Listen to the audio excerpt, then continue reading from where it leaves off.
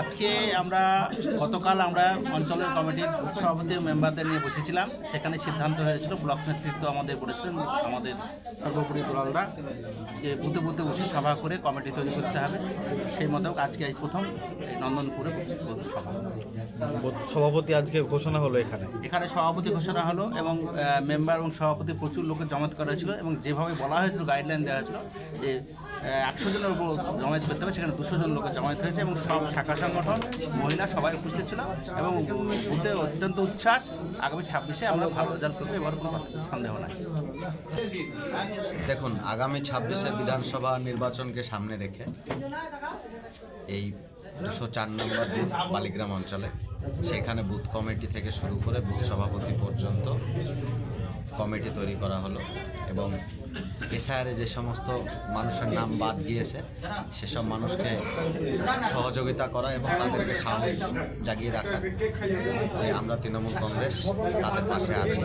সর্বোপরি বিধায়ক রিয়াদ হোসেন সরকার তাদের পাশে আছে, মহল্লা 2 নম্বর ব্লক তৃণমূল কংগ্রেস কমিটি তাদের পাশে আছে, মহল্লা 2 তৃণমূল কংগ্রেস কমিটির সভাপতি সম্মানীয় শিক্ষক গোলাম সাদিয়ার এবং আমরা সকলেই তাদের পাশে আছি যে কারোর নাম বাদ যাবে না। লিগ্যাল ভোট যাদের ছিল তাদের থাকবে। মানুষের মধ্যে যে একটা আতঙ্ক কাজ করছে সেটা আপনারা কতটা বোঝাতে সক্ষম হচ্ছেন?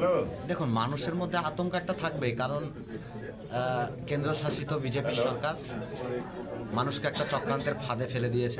বিরাট বড় একটা ষড়যন্ত্র যে মানুষকে কিভাবে বাংলায় বিভ্রান্ত করা যায় এবং পশ্চিমবঙ্গ সরকারের বিরুদ্ধে কিভাবে তৃণমূল কংগ্রেসকে নষ্ট করা যায় একটা চক্রান্ত করেছে। কিন্তু সাধারণ মানুষ বোঝে, বিশেষ করে ভগবানলা 2 নম্বর ব্লকের মানুষ বোঝে এবং জানে যে আমাদের ভয়ের কিছু নেই, আমাদের পাশে আমাদের বিধায়ক রিয়াদ হোসেন সরকার আছে। গ্রামের মানুষ, আপনি বিগত দিনেও বুথ সভাপতি ছিলেন, গ্রামের মানুষ আবার আপনার উপর ভরসা রেখেছে, কতটা খুশি, কেমন লাগছে, কি বলবেন? খুব ভালো লাগছে। সবাইকে নিয়ে আমি কাজটা করব এবং আগামী দিনেও সেই কাজটা করার চেষ্টা করব। আমাদের নন্দনপুরতে যেসব রাস্তাগুলো ছোটোখাটো আছে আমরা যত তাড়াতাড়ি পারি আমরা সেগুলো ঢোকাবার চেষ্টা করছি। 100 দিনের কাজ যেটা সেটাও আমরা ঢোকাবার চেষ্টা করছি। আমরা মানুষজনকে নিয়ে এই বুথের মানুষ কর্মীদেরকে সব নিয়ে চলাফেরা আমি করি। আচ্ছা, এইবার দিয়ে কি দুবার হলেন আপনি বুথ সভাপতি না কতবার? না, এর আগে আমি কংগ্রেসের বুথ সভাপতি ছিলাম। কংগ্রেসের বুথ সভাপতি থেকে আমরা টিএমসিতে আসার পর এটা প্রথম হলো টিএমসির বুথ সভাপতি। তৃণমূল কংগ্রেসের প্রথম হলেন, এর আগে যে কংগ্রেস সংগঠন করতেন তার বুথ সভাপতি ছিলেন। আপনার নাম? সারিপুর। আর আপনার এই বুথের নাম? নন্দনপুর। আর আপনাদের গ্রাম পঞ্চায়েত? বালিগ্রাম।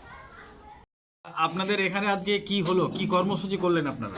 আমাদের এখানে নন্দনপুর 204 নম্বর বুথের বুথ কমিটি গঠন হলো আর সাংগঠনিক আলোচনা, বর্তমানে এসআইআর নিয়ে আলোচনা হলো। মানুষ যাতে বিভ্রান্ত না হয়, ভয়ভীতি কাটানোর জন্য মানুষকে আশ্বাস দেওয়া হলো।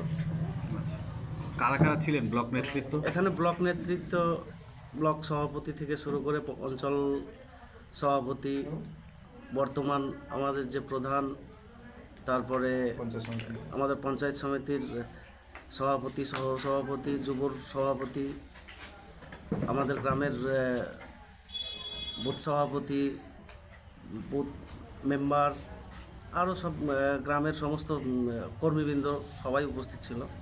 আপনার নাম? আমার নাম মোহাম্মদ কাইম আলী। এই গ্রামের নাম কি? এই গ্রাম নন্দনপুর 204 নম্বর বুথ।